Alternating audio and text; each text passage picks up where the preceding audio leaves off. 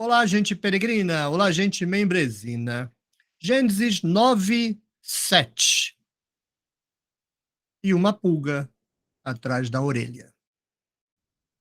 Aí está, Gênesis 9, 7. E eu vou mostrar também o vídeo, o verso que já analisei no vídeo respectivo, porque é uma duplicata. Veja, Gênesis 9, 7 diz assim: E vós frutificai-vos e multiplicai-vos, povoai a terra e multiplicai-vos nela. Gênesis 9:1 dizia o seguinte: E abençoou Elohim a Noé e aos filhos dele, dizendo para eles: Frutificai e multiplicai-vos, e enchei a terra. No verso 9:7, frutificai e multiplicai-vos. No verso 9:1, frutificai e multiplicai-vos. No verso 7, povoai a terra e multiplicai-vos nela. E 9:1, enchei a terra. Bem, não é surpresa que a gente encontre duplicata entre Gênesis 6 e 9, porque são duas narrativas do dilúvio. E como as narrativas do dilúvio seguem o mesmo script, introdução, desenvolvimento, conclusão, alterando apenas o conteúdo, há duplicatas. Mas quando há duplicatas, uma duplicata pertence a Elohim e a outra duplicata pertence a Yahvé. O problema é que não dá para eu, honestamente, sugerir que 9:7 seja de Elohim e 9:1 seja de Yahvé, por exemplo, ou ao contrário, 9:7 é de Yahvé e 9:1 é de Elohim. Não posso fazer isso. Primeiro porque 9:1 a palavra Elohim está presente. Segundo, que a despeito de não aparecer Yahvé em 9:7, os termos são praticamente os mesmos. E é a mesma fórmula clássica de Gênesis 1. Frutificai e multiplicai-vos.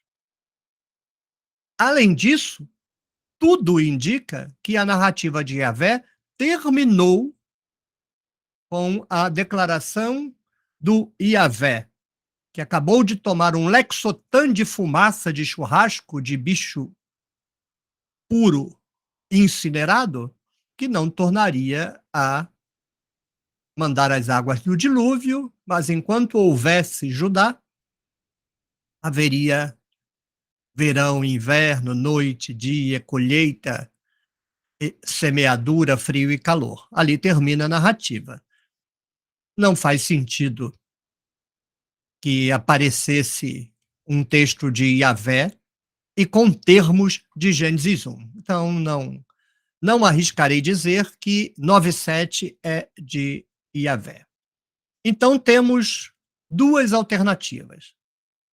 Primeira alternativa: se você olhar os vídeos anteriores, de 9:2 a 9:6, tivemos um pouco de dor de cabeça, mas acabei concluindo, como no passado eu havia concluído, mas eu sempre leio as narrativas como se fosse a primeira vez.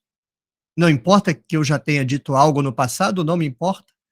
Se eu perceber que o que eu havia dito está equivocado, eu digo que está equivocado e pronto. Então, quando eu comecei a ler, eu fiquei tentado a achar que não era um acréscimo, mas 9:2 a 9:6, principalmente quando cheguei a 9:6, eu penso tratar-se de um acréscimo.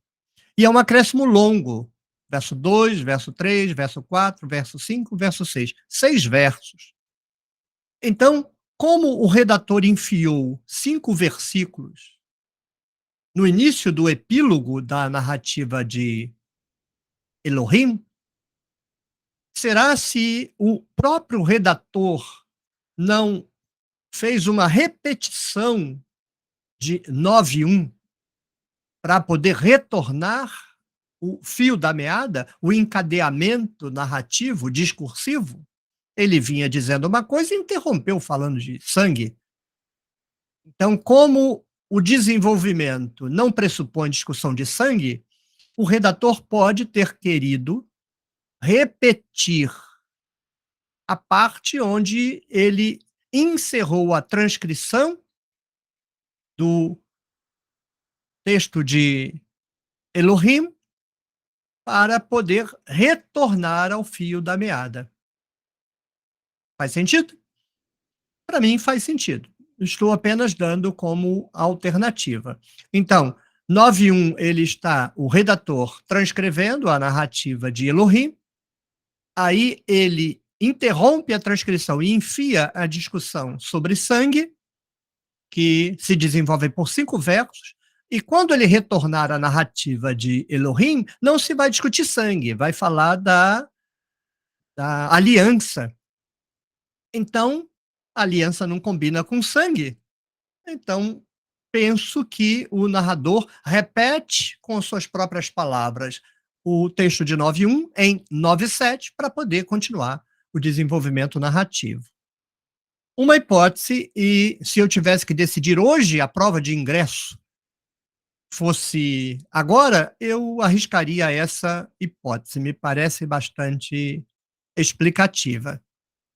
Além disso, não sei se necessariamente como uma nova hipótese ou como um reforço dessa, nós vamos ver que de 9.7 em diante, 9.8, 9.9, 9.10, 9.11, 9.12, 9.13, 9.14, vai ser o maior show de enche-linguiça da paróquia, porque como o escritor da narrativa de Elohim precisa repetir a palavra berit, aliança, 7 vezes, ele vai duplicando os versos, repetindo as coisas o tempo todo.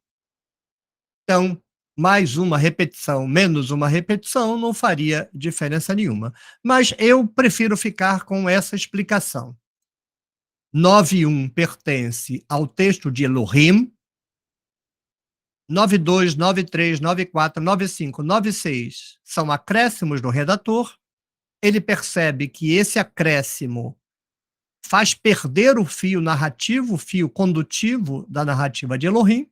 Então, quando ele vai voltar a transcrever a narrativa de Elohim, ele prefere repetir 9.1 de modo redacional para poder desencadear o desenvolvimento narrativo.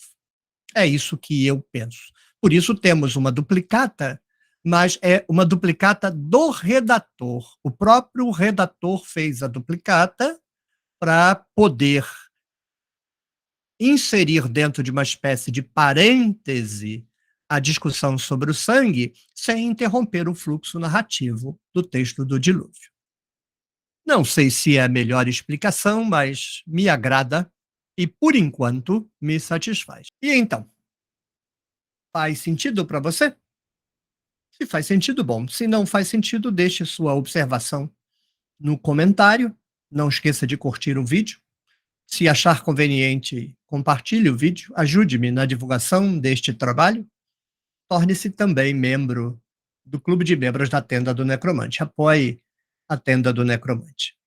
Tchau, tchau. Até o próximo vídeo.